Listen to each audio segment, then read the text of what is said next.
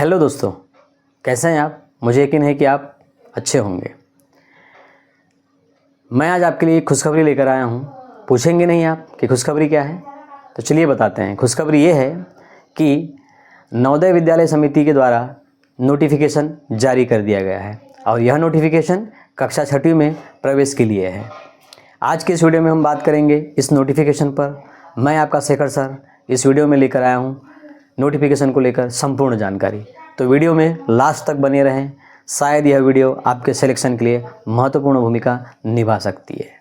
चलिए वीडियो में आगे बढ़ते हैं। जैसा कि आप जानते हैं, पिछले वर्ष भी नवोदय विद्यालय के द्वारा ऑनलाइन फॉर्म ही भरवाए गए थे। उसी तर्ज पर इस वर्ष भी आपको ऑनलाइन फॉर्म ही भरना है।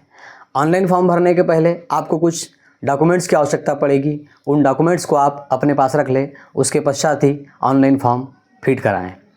तो देखते हैं कि आपको कौन कौन से डॉक्यूमेंट्स की आवश्यकता पड़ेगी। सबसे पहले बात करते हैं डॉक्यूमेंट्स को लेकर। वे डॉक्यूमेंट्स जो आपको बहुत ज़रूरी है। डॉक्यूमेंट्स सबसे पहले नंबर पर आता है आपका बर्थ सर्टिफिकेट। Birth certificate. दूसरे नंबर पर आता है आपके पास आधार होना बहुत आवश्यक है। ये जरूर ध्यान दीजिएगा कि आपके बर्थ सर्टिफिकेट में दी गई जानकारी और आपके आधार कार्ड की जानकारी सेम होनी चाहिए। अगर आधार कार्ड में थोड़ा बहुत अंतर आता है तो आपके पास अभी समय है, आप उसको करेक्शन के लिए अप्लाई कर दीजिए। 8 दिन, 10 दिन या 15 दिन के बाद आपका आधार कार्ड सुधर कर आ जाएगा, क्योंकि आपके जो फॉर्म भरे जाने हैं वो आधार कार्ड के अनुसार ही भरे जाने हैं। तीसरे डॉक्यूमेंट्स में आती है बात 3rd, 4th एंड 5th की मार्कशीट। चूँकि अभी आप 5th क्लास में हैं, अतः आपके पास 5th क्लास की मार्कशीट होगी नहीं, अतः 3rd और 4th की मार्कशीट होना अति आवश्यक है। ये भी ध्यान दीजिएगा कि 3rd और 4th की मार्कशीट में आपकी जो जानकारी है, जैसे नाम, सरनेम, पेरेंट्स के नाम सेम होनी चाहिए, डेट ऑफ बर्थ भी सेम होनी चाहिए। अगर इन दोनों मार्कशीट में कुछ गलतियां हैं तो आप अपने प्रधान पाठक या कक्षा शिक्षक से मिलकर उसका करेक्शन करा लें और नई मार्कशीट जनरेट करा लें।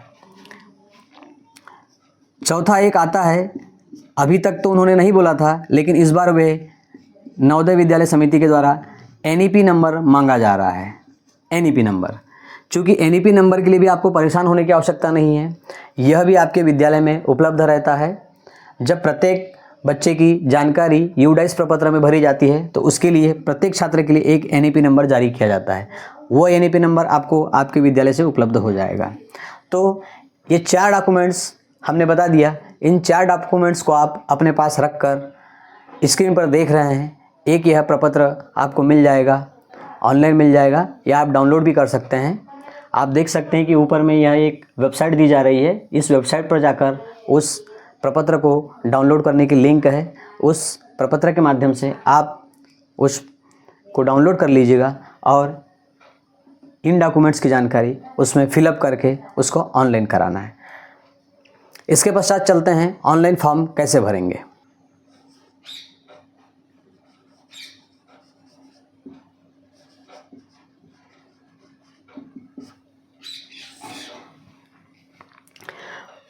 बात जब हम ऑनलाइन फॉर्म की बात करें तो ऑनलाइन फॉर्म भरने के लिए आपके पास डॉक्यूमेंट आपने अरेंज करा लिया। इसके पश्चात नवोदय विद्यालय समिति के द्वारा 2 डेट्स के बीच में आपको ऑनलाइन फॉर्म भरने के लिए कहा गया है। तो इसमें 16 जुलाई 2024 से लेकर 16 सितंबर 2024 के बीच में आपको ऑनलाइन फॉर्म फिल करना है। चूँकि आप लास्ट डेट का इंतज़ार ना करें, जितनी जल्दी हो सके आप फॉर्म फिल कर लें। अब बात करते हैं एग्ज़ाम डेट के बारे में। जैसा कि आपको पता होगा, पिछली बार भी नवोदय विद्यालय के द्वारा 2 फेज़ में एग्ज़ाम कंडक्ट कराई गई थी। उसी तर्ज पर इस बार भी वह 2 फेज़ में एग्ज़ाम कंडक्ट करा रही है। पहला फेज़ 18 जनवरी 2025 को और दूसरा फेज़ है 12 अप्रैल 2025। ये वाली जो डेट है इस डेट पर भारत के उन राज्यों में परीक्षाएं आयोजित की जाएगी जो पर्वतीय राज्य हैं, या जम्मू कश्मीर का कुछ क्षेत्र मान लीजिए, या पूर्वी भारत के जो कुछ राज्य हैं वहाँ के कुछ क्षेत्रों में ये परीक्षा आयोजित की जाएगी। जैसे अरुणाचल प्रदेश है, मिजोरम है, नागालैंड है, या पश्चिम बंगाल के कुछ क्षेत्र है। यहाँ पर 12 अप्रैल 2025 को एग्ज़ाम कंडक्ट कराई जाएगी। इसके अलावा जो भी राज्य बच जाते हैं वहाँ पर 18 जनवरी 2025 को एग्ज़ाम कंडक्ट कराई जाएगी। अब बात करते हैं कि रिज़ल्ट की। 18 जनवरी और 12 अप्रैल को पेपर होने के बाद में आपका रिज़ल्ट कब आएगा? तो रिज़ल्ट के लिए आपका मार्च या मई तक आपका रिज़ल्ट आ जाएगा। जैसा कि आपने जाना, मार्च या मई 2025 तक आपका रिज़ल्ट जारी कर दिया जाएगा। किंतु सबसे महत्वपूर्ण बात यह है कि कक्षा 5वीं में पढ़ने वाले सभी बच्चे इस वर्ष नवोदय विद्यालय एंट्रेंस एग्ज़ाम में अपीयर नहीं हो सकते, क्योंकि नवोदय विद्यालय के द्वारा कुछ क्राइटेरिया रखा गया है और उस क्राइटेरिया के अंतर्गत आने वाले बच्चे ही उस एग्ज़ाम में अपीयर हो सकते हैं। तो चलिए देखते हैं कि कौन कौन से क्राइटेरिया हैं जो नवोदय विद्यालय के द्वारा डिसाइड किए गए हैं। चलिए,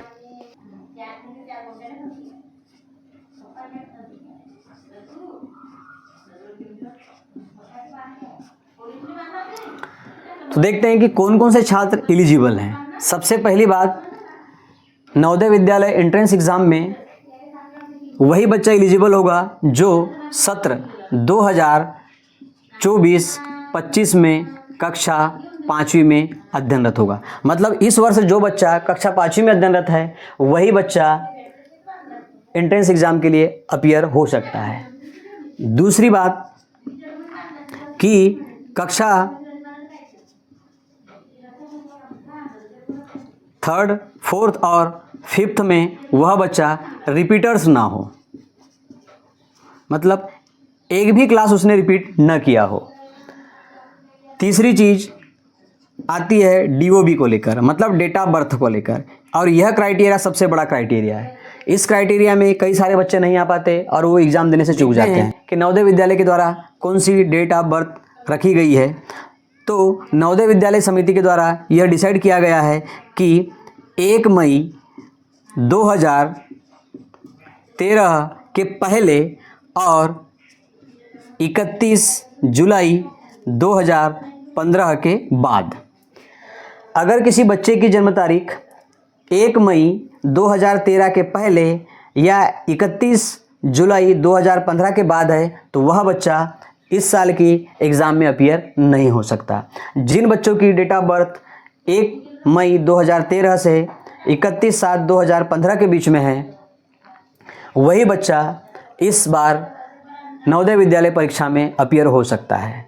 तो ये थी महत्वपूर्ण जानकारी। मुझे अपेक्षा है कि इस वीडियो से आपको कई सारी जानकारियाँ मिली होगी। वीडियो अगर अच्छी लगी हो तो लाइक करें और चैनल को सब्सक्राइब करें। यह महत्वपूर्ण जानकारी अपने दोस्तों के बीच शेयर करने से न भूलें ताकि जानकारियाँ सबको प्राप्त हो सके।